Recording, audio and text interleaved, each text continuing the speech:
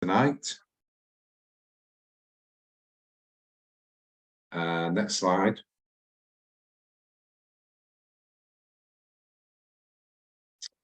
I'd just like to introduce our speakers this evening. So we have Nigel Crossman from Samera Finance, Maxine Fennell from Moxie Works, and Steve Kettle from Clover Dental Fit Out.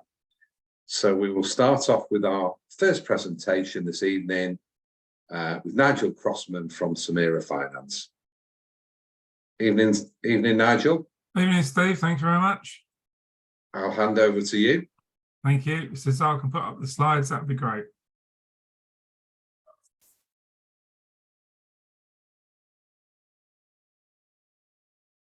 Okay, good evening, everybody. I'm going to talk to you tonight about the finance for squat practices, startup practices, what you can achieve and what can be obtained from banks, and how accessible it is for you as I suppose, an associate, or even it may be that you're an owner already who wants to start up a new practice. Okay, so is our next slide, please. Thank you very much. So how can you finance a practice? There are three ways to finance. You can borrow funds from a lender, which is fairly obvious, for both the build and the equipment. You can borrow from a couple of lenders, one for the build and one for the equipment. And you can also finance the freehold if there is one of the practice, and rather than it's being leasehold. So if there's a freehold available, you can finance that as well. Next slide, Cesar. Thank you. And most importantly, how do lenders view squats? Well, obviously they're considered to be slightly more risky than buying a practice. And that mainly is because of the fact, obviously, there's no income at the outset. So you've got to take that into account when you're looking at these, and you've got to provide a lot more information. So they are slightly riskier. But when we talk about risk, as an ex-banker myself, all risk can be mitigated. So you can offset all risk by discussing it and by showing how you can deal with the risk. So interest rates are a little bit higher than if you were buying a practice, not a huge amount higher. The issue with interest rates at the moment is obviously that base rate is quite high, not the bank's margin, which is their basic rate underneath that base rate. So you're looking really around rates of 3.5% plus base rate. That's what you're looking at, so 8.5%, and hopefully we're at the higher end of the base rate at the moment. The banks obviously need more information about you, your plans, and they need detailed financial projections, because we go back to the same thing again. There is no income at the outset. So with no income, they need to know a lot more information. Now, not all lenders understand squats, and not all lenders lend to them. There are lenders that come in and out of the market, but there is always someone in the market who will lend to a squat practice. And they want detailed explanations. So it's no good just producing a stream of figures to them and saying, oh, this is what I can do. I can do £5 grand a month, 10 grand a month, 15 grand a month. They want to know why you're saying you can do that. What are you offering? What services are you offering? And they want to see projections that vary with the way that life works. So if you've got an accountant who's just going to take your projected turnover and divide it by 12, that's absolutely no good to a bank whatsoever. They want to see growth. They want to see low income at the beginning, higher income at the end. They want to see it varied. So, for instance, if you go over a year end, your income will probably drop in December or January, and that is normal for a practice. So they want to see the norms that they would see for a purchase explained and described in a squat practice. Next slide, please. So how do they want to set it up? How do they want to see you working? Well, they only usually want to see you financing one surgery fully. And it's a very sensible reason, this, because you're only going to use one surgery at the beginning. And at the end of the day, the other surgeries can be ready. They can have floors in them, the walls can be up, the doors can be on, they can have electrics and water, but they don't want to see lots of cabinets and chairs in these, because that's going to cost you money and you're not going to be utilising it. So what's the point? They want to see a receptionist stroke nurse at the outset, because again, you're not going to be overwhelmed with patients in the first few days, and you employ staff as and when you need them, not right at the beginning. What staff costs are going to be one of your biggest costs. They don't want to see any drawings. And people will say, well, how can I avoid drawing money out of the business? I've got to live. Well, you're only going to be working there 1 or 2 days a week if it's a squat practice at the beginning. You're going to build your days as your patient book builds. So the other days, unfortunately, you're going to have to be working out in other practices as an associate, as you do now. And that way you can keep your income up and then you don't need drawings. And later on, I think Steve will talk about rent-free periods. You can get rent-free periods on leasehold premises, and you can get 6 months, I've seen a year, and that makes a big difference to your income and your cost base at the beginning. So with very low income, the more you can reduce your costs, the better off you will be. Now, lenders understand that you will make losses early on. So when projections, and this is cash flow and profit and loss are being done for the next 2 or 3 years, they expect that you will make losses in the first few months. They don't be frightened of that fact. They're aware that you're going to make losses. You need to be aware you're going to make losses, because in your first few months, your income is not going to be at the same level as your expenses. It will grow and it will eventually meet it, and then it will exceed it. Lenders will consider interest-only periods, and normally this is up to 12 months. And this helps you keep your costs down at the very beginning. And as I said, they will expect you to work elsewhere to keep your income levels up, your associate level income, so that you can cover your home costs. And obviously, if you've got a partner who has a good income as well, that will help to show that you can cover your home costs and you don't need to draw money. Next one, Cesar. So what can you include in your costs? So when you're setting up a practice, obviously you can put the obvious ones in, which are builders' costs and equipment costs. But you can also put in things like your architect's costs, your solicitor's costs. People don't think about things such as changing the signage on a property, which can be quite expensive. And you can also put in things like marketing pre-opening. You can put a figure in there for perhaps £5,000-10,000, so that you can actually start marketing your practice the moment you sign the lease, so that on the day you actually open, you can actually have some patients and some income. And we keep talking about income because income is so important. Next one, please. So how much will they lend? The banks will actually lend quite a lot of money. They will lend up to 70% of the build and equipment costs. But that is subject to a maximum loan of 250,000. So if you're spending in the region of 350,000, they will give you 250,000. Obviously, if you spend less, they will give you less. They will only give you 70%. They will normally set this against a repayment sort of project against 15 years if you've got a 15-year lease. So it's recommended you get a 15-year lease. If you're buying the freehold as well, then they will actually do this over 20 years, which obviously it helps you out. If the first year is interest only, and then the rest is over such a long period, it brings down your repayments, which makes a big difference. Let's say rates 3.5%, 4% plus base rate, they're average for this sort of deal. But you're looking at a loan where you've got no early repayment costs, and at the end of the day, you can probably get, you can probably make enough money to start making lump sum payments early on. For property, and we put there 70 and 90%, you can actually get up to 100% for the property, as long as the property is not overvalued.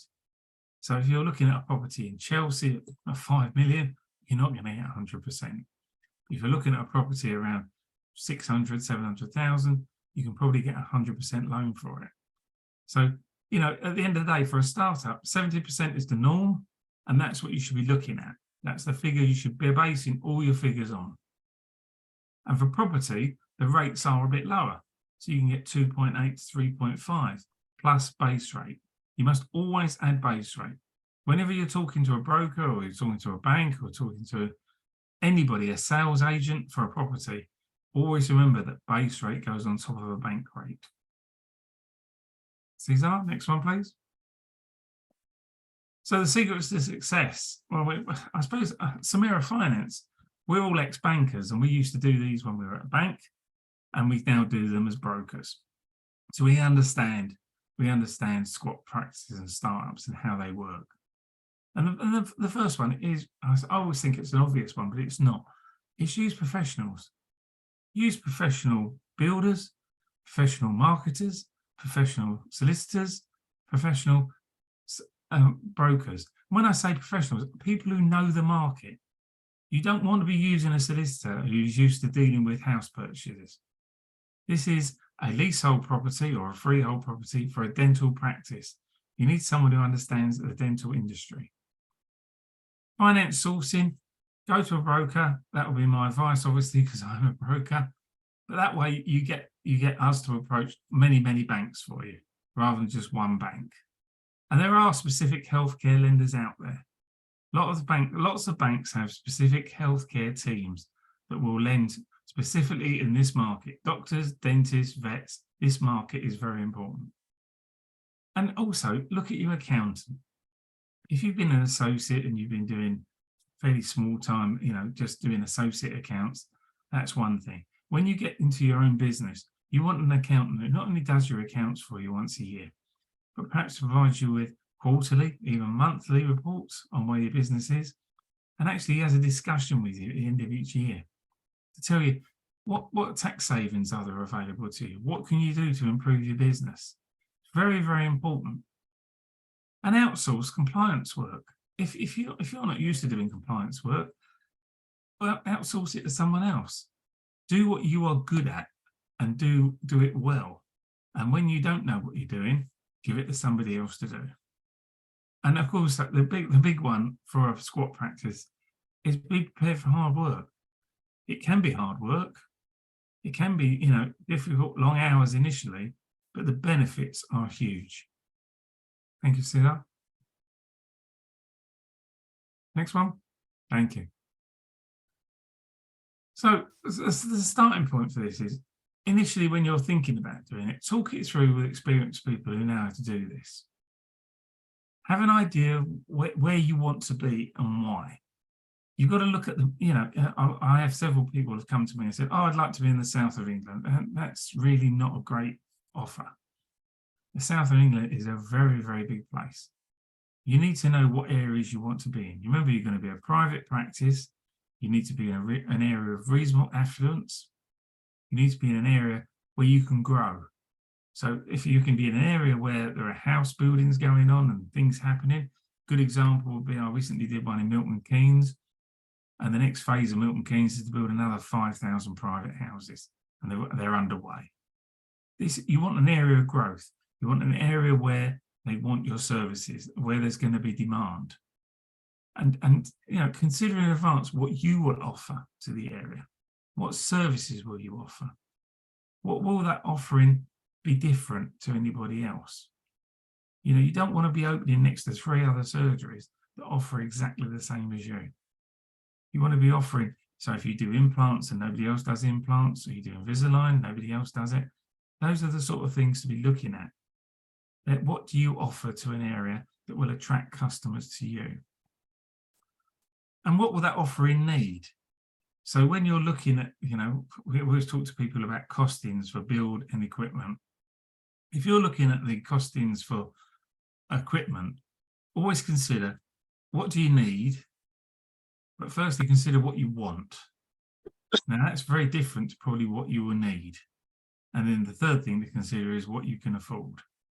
So you've got to get it absolutely right for the amount of finance you need to make sure that you're successful. Next one, Cesar. So that's a quick run through of what you can achieve and what can be achieved through finance. Start practices can be very successful. We have done, probably in the last 2 years, we've done 40, and all have been very successful to date. That's because they've been set up in the right way and they've been financed correctly. Now, if you want anything, you want to have a chat, you want to talk through what your plans are, or how far along you are, whether you've got a property in mind at the moment, or whether you're just starting out, you can give myself, or in fact Dan Fearer and one of my colleagues, a call on the above numbers, or email us to arrange a call at a time that's convenient for you. We're happy to chat through with you what you want to do and how you want to do it. Use the experience of other people. And when we're talking about use the experience of Maxine, use the experience of Steve, use the experience of people who have been in this industry for a long time. Use other people's experience to help you be successful. That would be the best advice I can give. Goes back to that one, use professionals. Thank you for your time. Over to you, Steve. Okay, brilliant. Thank you, Nigel. Very good presentation, very informative. Okay, so we'll go on now. Once we've raised the finance, we need to start looking at the building side of things. So, Cesar, can you bring up my first slide, please? Okay, so my name is Steve Kettle. I'm a director of Clover Dental Fit Out, and we specialise in fitting out squat practices. So next slide. Okay, Cesar, next slide, please. So what we need to do is look at finding the right location. As Nigel mentioned, you know, affluent areas, places where there's good footfall. We need to also look at how many surgeries do you require? Is it 3 surgeries, 4, 5 surgeries? You know, growth. Retail spaces are becoming very, very popular at the moment. So next to the likes of supermarkets and Costa Coffees, Starbucks, where there's a really good footfall, are becoming really, really popular at the moment. You need to also check the population in the area. Just hang on a second, I need to put my video on. Apologies here.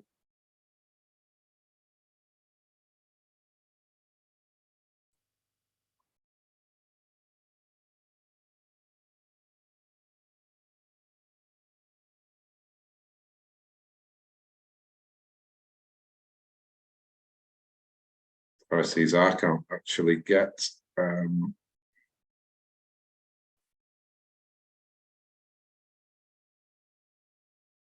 right, sorry, the video's on. I do apologise.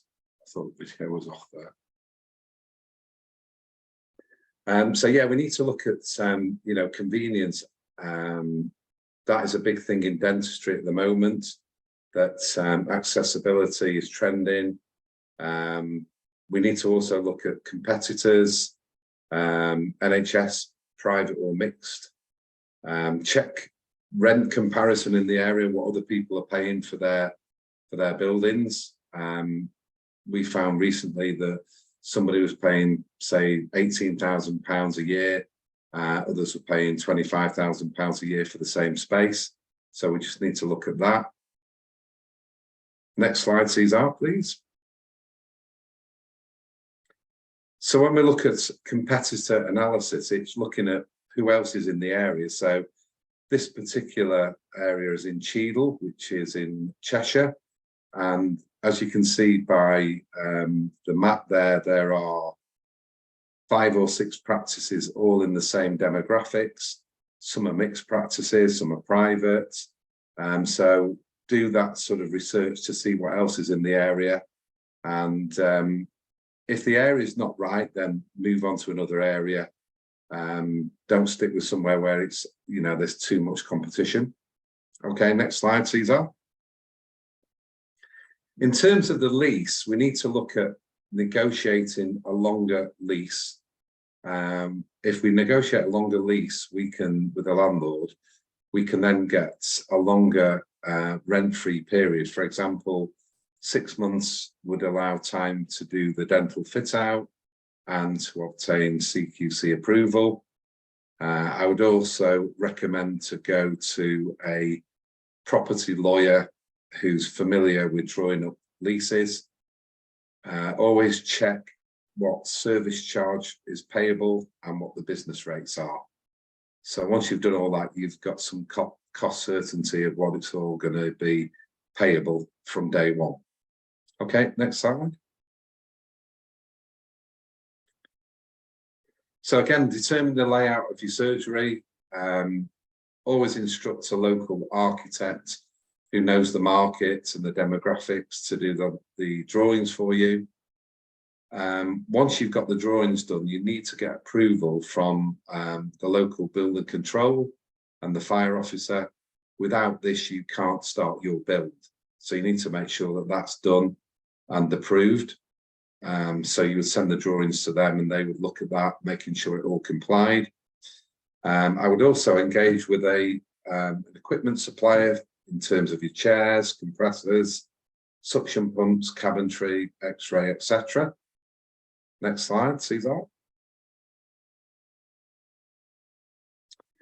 Now here's a typical layout. This is one that we've just done recently. It's a 3-surgery squat practice. This was a local architect that did these drawings for us. So you can see we've got reception, X-ray, disabled WC, decon room, kitchen and plant room. So once these are submitted to the local building control and fire officer, they would sign those off and then we're good to go with the build. Next slide.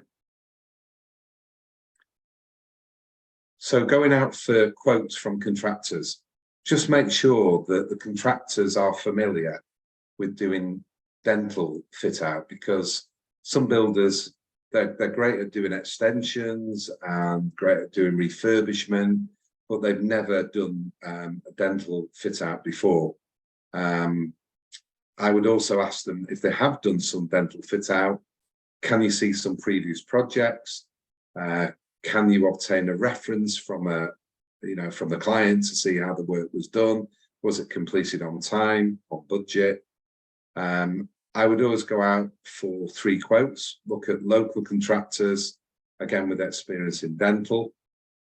And contractors need to be aware that of the CQC regulations in terms of the building work. So if the building works don't comply with CQC, then it won't pass. So this could be in terms of lead line boards in the X-ray areas, making sure that all the decon room has a flow through from dirty to clean. If this isn't right, then CQC won't pass it. So it's very important that the builder knows that. Okay, Cesar, next slide. So here is an example of a price schedule of work. So every item that needs to be delivered in terms of the building is priced by the building contractor. So you know exactly what you're getting. So if it's 4 sockets, 5 sockets, whatever it is, there's a cost against that. And then if you ask for any additional works, then that becomes a variation. So it's very important to get a fully priced schedule from the builder, so you know exactly what they're doing and what the price is for that work. Okay, next slide. It's really important to consider appointing a project manager. So the role of the project manager is to oversee the full fit out, right from conception to completion. The project manager can produce a schedule of works document. He can then send that out to the builders to tender for the project. So everybody's pricing like for like, apples for apples. Once those prices come back in, the project manager does a tender evaluation. So sometimes they price something incorrectly, and we will go back to them and say, why have you put this in? Are you sure that's right and correct? And so we know that everybody is priced on a like-for-like basis. And then once we're happy with the contractor that's going to be awarded the fit out, then we would look at giving them an opportunity to put forward a program of works. The program of works is something that says this project is going to be for 10 weeks. And each week we know exactly what work's going to be done and what works needs to be completed. So from the dentist's point of view, they know it's a 10-week project, and they can then start looking at when they can open and start marketing, etc. So the project manager would have weekly meetings with the contractor on site, go through what's been completed each week, and we would also look at signing off interim payments to them. So making sure that the invoice that they put in for the work done that week has been completed, so that they're not doing work that's not been completed by the given time. We would also look at the end of the project at doing all the snagging and the project sign-off. So going through all the little finishing touches that needs to be done. We'd also work with the dental equipment supplier to make sure that there's a smooth installation process. So that includes chairs, x-ray machines, suction pumps, compressors, etc. And we work with them in conjunction with the builder. Okay, next slide. So this is a draft program of works that we've undertaken recently. So it gives you, from week 1, week 2, right through to week 11, what's happening on those weeks. So it could be plumbing, rip out, new ceilings, floor screeding, new flooring, etc. So the bits highlighted in yellow are what activities are happening in that week. And the project manager would attend each week to make sure that those have been delivered. Okay, next slide. So here's a case study that we've just recently completed in February. This is a project called My New Smile Dental Care in Altrincham, Cheshire. This is a very, very good location. It's next to a Waitrose store. Very good footfall. We've got a beauty salon to the right, Hudson's Beauty, and to the left there is a opticians. Very, very busy. We have free car parking there all day. As you can see, this is the empty shell. So it was a hairdresser's. So if we can go on to the next slide, Cesar. So you can see the Waitrose, and this is when we start the build. Metal frame walls, etc. Next slide, Cesar, please. And this is now when we get to the final phase. You can see the signs in the window, attracting customers to look at the different services we offer. New chair, new glass screens, cabinetry. And this was for a company called Codenta Limited. And the main director of Codenta is a gentleman called Professor Paul Tipton. And we can just go on to the next slide. We can show you a video of the practice.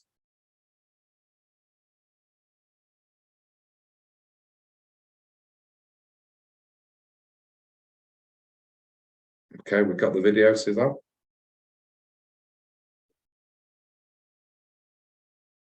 Okay. Hi, I'm Professor Paul Tipton, and I'm here today to share my experiences with Clover Dental Fit Out. When we decided to build our new squat practice, My New Smile Altrincham, we knew we needed a company that could bring our vision to life, and that's exactly what Clover have done. From our initial consultation, I knew I was in good hands. They took the time to fully understand our needs and aspirations for My New Smile. From sourcing the property, designing the layout, selecting materials, they created a space that reflects the quality and professionalism that we wanted to convey. Steve Kettle, our project manager from Clover, paid meticulous attention to every little detail, ensuring that the construction process was seamless and of the highest quality. He transformed the space into a beautiful dental practice that exceeded my expectations. If you're starting a squat practice, I highly recommend Clover Dental Fit Out. They will take your vision and turn it into a reality, creating a space that truly reflects your own brand. Okay, brilliant, thank you. So thanks very much. That's the end of my presentation. I will now introduce you to Maxine Fennell from Moxie Works to talk about the marketing. Over to you, Maxine. Steve. These are when you're ready with the slides. Brilliant. Good evening. Welcome to this 10-minute marketing masterclass. I'm Maxine, Managing Director of Moxie Works. Next slide, please. Here is what I think marketing is. Marketing is all about listening, and I hope you're going to enjoy listening to what I'm going to be sharing with you over the next 10 minutes. Now, I'm conscious it's Tuesday evening. You probably all had really busy days in clinic, emergency patients, or hopefully some happy patients, or perhaps you've had an admin day. So I'm not sure if we're going to get through all 8 components today, but I will share you my slides afterwards. We'll see how we go. Suze, can you click on the, yeah, keep going, 6, 7, 8. Thank you. So it's all about who, what, and how your practice can help existing and new patients. It's the quantitative and qualitative, assessing the first step to review your business. We're going to take a look at 8 key components to build an effective marketing strategy. So we're going to take a look at branding, opinion leadership, content, email, metrics, competitors, photography and video, and face-to-face. As I've said just before, there's a lot here, so let's see how we go, and I'm happy to share my slide notes afterwards. And I hope that this will help you understand your marketing more deeply and give you some takeaways to implement in your practice. Next slide, please. So I'm going to be sharing with you some insights and experience from the Moxie Works team. From years of working in your industry with private clinics, mixed clinics, NHS. So you're probably wondering, okay, so who are Moxie Works and what do we do? So we deliver start to finish bespoke dental marketing.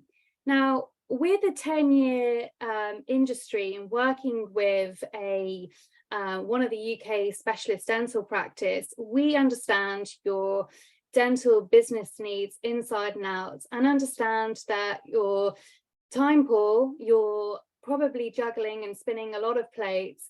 We often find that our clients have a dental receptionist, dental nurse, TCO who is supporting you with the marketing and the social media, but they're also juggling their roles and responsibilities of the every day, and sometimes marketing can fall by the waistline, which can be understandable. So what we do is we work with our clients as, if you like, an extension of your team. And what this includes is, for instance, new website design, photography, videos, content marketing, Facebook ads, Google ads.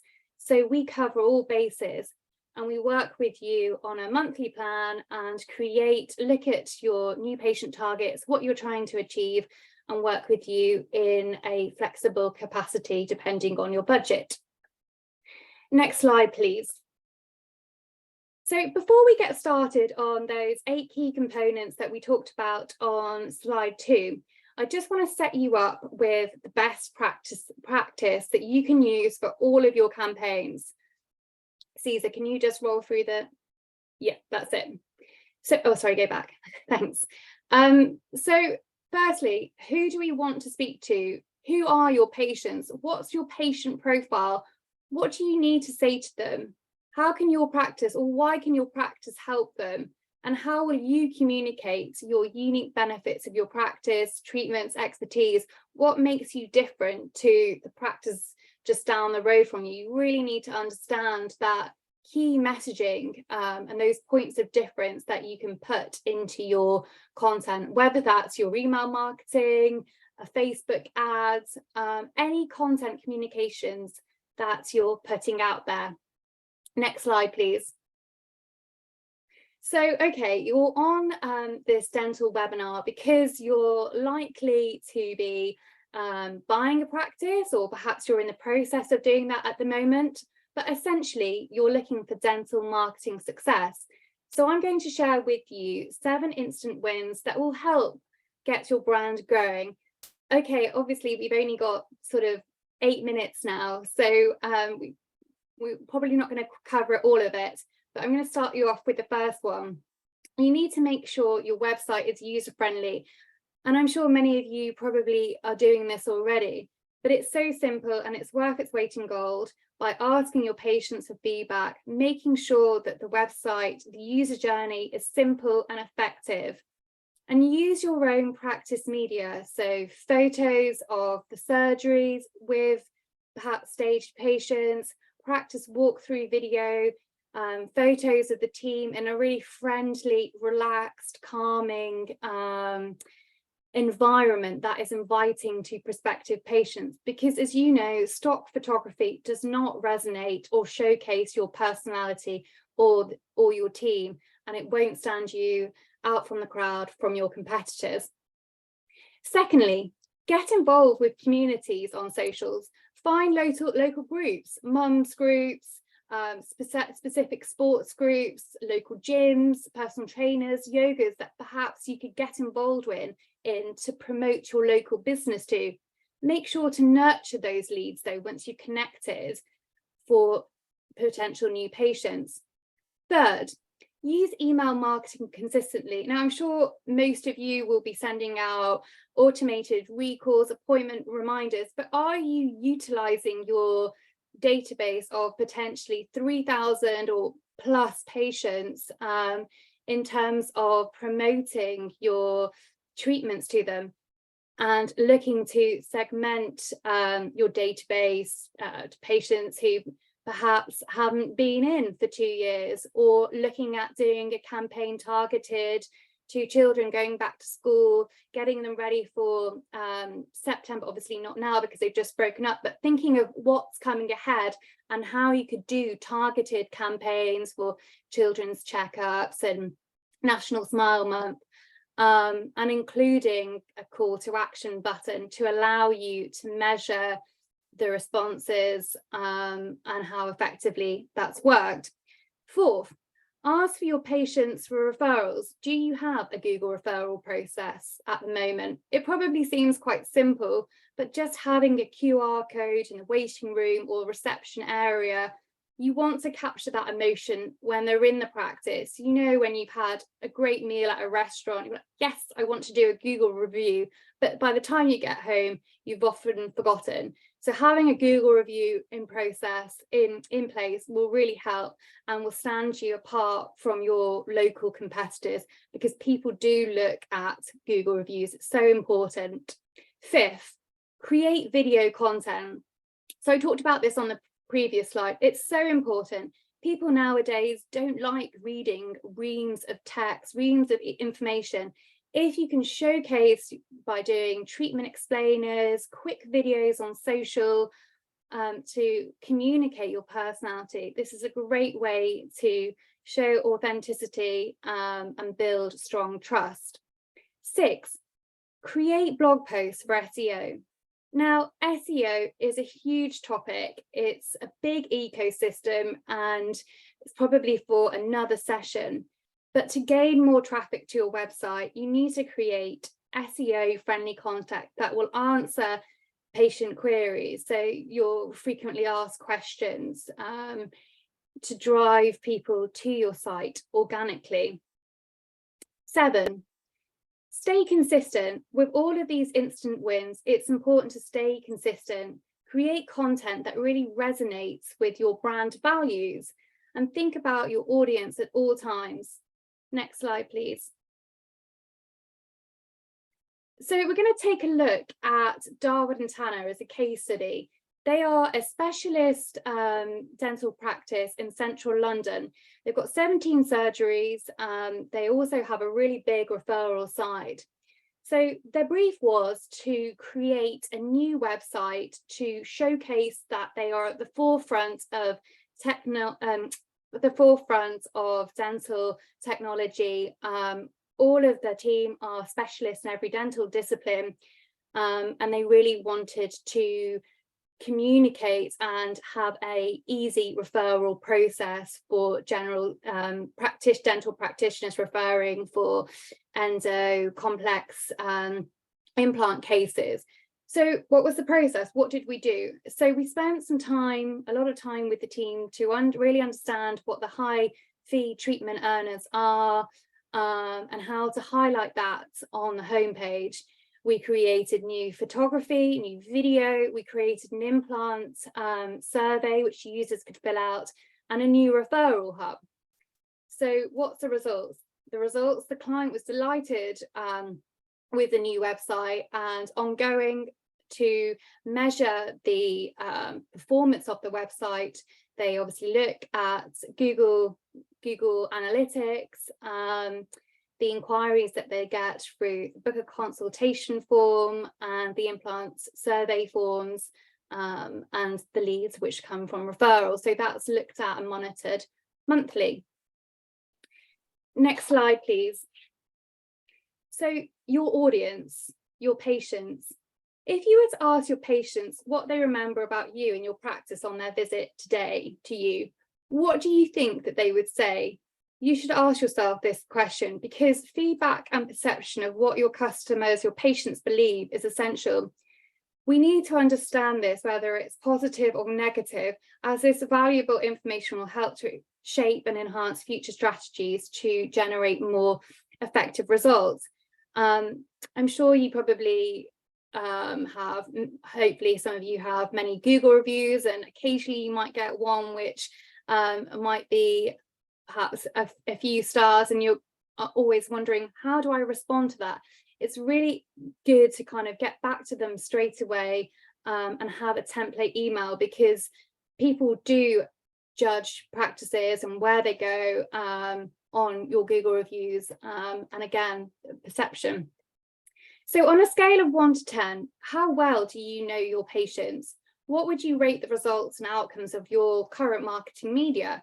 How would you measure the impact of your messaging? Now, you're probably wondering, why is this logo featuring on this slide? I'm sure you recognize it. Well, serious damage was nearly done in 2021 when Amazon hit the news with this logo, which caused controversy across the world. Some said that the new logo resembled Hitler's moustache. This quickly went viral, spiraling negativity towards the brand. Amazon acknowledged the feedback and revised the logo with the third image that you can see at the end. Why am I telling you this? Well, this is why feedback and knowing your audience, knowing your patients is essential, and being aware of what's going on around you, politically, socially, economically, and how this can affect your messaging and communications. Next slide, please. So this is a lovely dental practice in Chester, Saltney Dental Practice. They are an NHS practice, and they reached out to us because they wanted to refresh their logo and create new marketing collateral to go with it, as they're in the process of moving towards becoming a private practice. So for us, it was important to understand who they are, what was their market positioning, what was their strength, who was in their team. So we created the new branding and appointment cards that you can see here, and a half-page advert and new collateral, which included perio referral packs and new advertising material. Next slide, please. Measurability. This is one of the key components of it, which I could talk about for hours, but we don't have all day. Often people think that marketing is a science which can't be measured, but they are wrong, because everything is measurable. So many of us are guilty of trying to do everything at once, but don't. Set short, medium, long-term objectives with SMART objectives, so specific, measurable, achievable, realistic, timescale. These can provide you with solid data and quantification to make accurate assessment on your marketing and communications in terms of what's working and what's not. And that's going back to what we were saying a couple of slides ago with, for instance, your email marketing, having a database of a couple of thousand where you're sending regular email reminders and appointment reminders, but you're not utilizing it to promote your treatments. It's such a cost-effective way of doing that. So starting to do it, but actually looking to see whether it is something that works for your practice, and looking at your demographic. If you have more of a mature demographic, are they interested in email marketing? So these are all the things that you need to look at, which will inform your strategy. I mean, there are many metrics you can introduce to your measurements of performance in a qualitative and qualitative and quantitative form. Next slide, please. So I'm going to round things up with a case study here, Croydon orthodontic practice. Croydon orthodontic practice are one of the UK's largest NHS orthodontic practices, which have been established since 1972. We work with Tim and the team there by providing monthly marketing plans and the implementation. So you might be thinking, okay, so what does this actually involve? Well, each month will vary depending on the activities, but we'll set out a marketing plan for the year. So that will obviously include, you know, seasonal changes, spring campaign. We're coming into spring, spring clean, National Smile Month, going back to school, Mouth Cancer Action Month. So that's the sort of the seasonal kind of campaigns. But what we do is create the Facebook ads, the Google ads, videos, photography, the KPIs for the month. So looking at how many, what their new patient target is, and creating campaigns around that, which will hit those targets and reach and aligns with their business objectives. So working really closely with their practice manager and the senior team to create a marketing strategy to reach those goals, which is a multifaceted campaign. So at the moment we are exceeding monthly targets of 28 booked appointments, and with the Smile Viewer software, which you're probably familiar with, on their website, which generates 18 monthly leads a month. Next slide, please. So I'm going to leave you with 8 takeaways to strengthen your communication strategy. So number 1, paying constant attention to your brands. It might seem really obvious, but from everything from your treatment coordinator, your reception's email signature, to the A-frame you have outside your practice, to the logos, everything on your website, everything across the board should be consistent. The colors, the fonts, the typography, the images that you use as well. Number 2, measure everything, as we've said, and looking at what metrics would work best for the campaigns that you are putting out there. Number 3, know what your competitors are doing. This is so important, and something that Steve also mentioned in his slides earlier. Number 4, broadcast your content, but broadcast it on the right channels. So if you're in a sleepy village, TikTok, for instance, probably not the right platform for you. So it's really understanding, as I said earlier, your patient base, your demographic, your positioning, and what are the right channels for you to get in front of your right patient profile.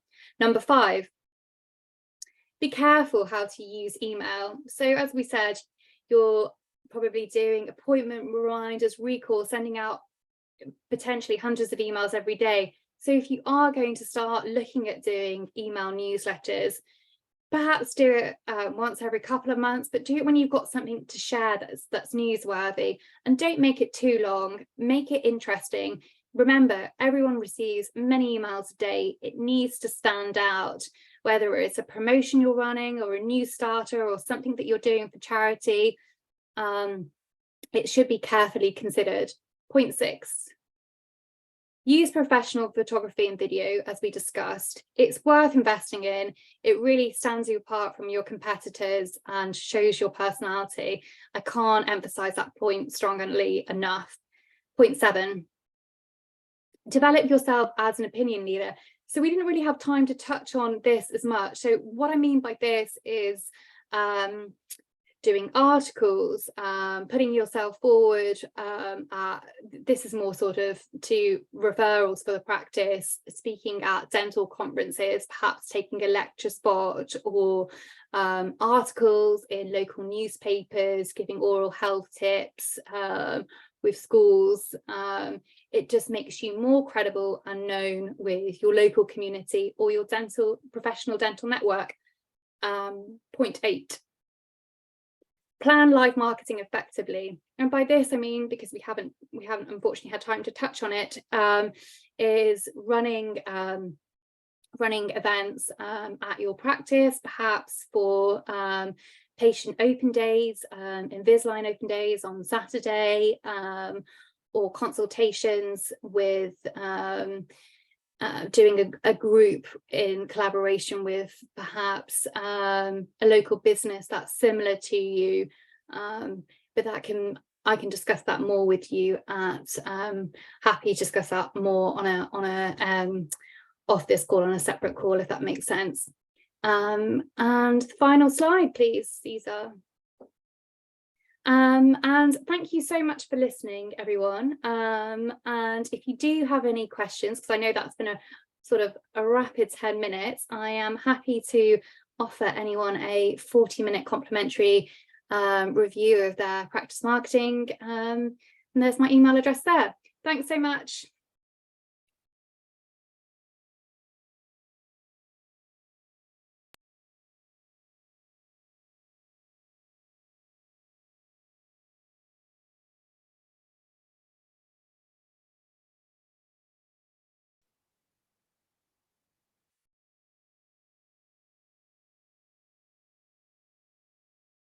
Caesar, have you got an end slide?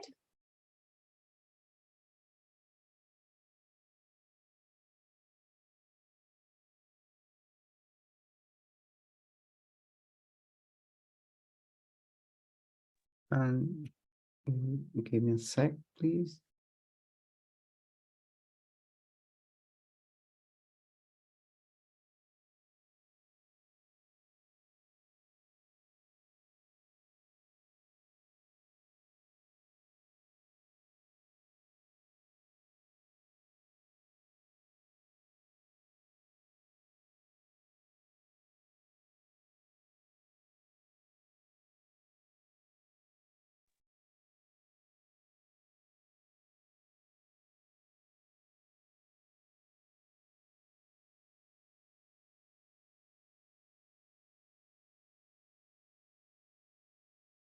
Hi all, thank you for your participation today. If you have any questions, there is a Q&A box that you can use for your questions, and we'll be gladly answer all of them. Thank you.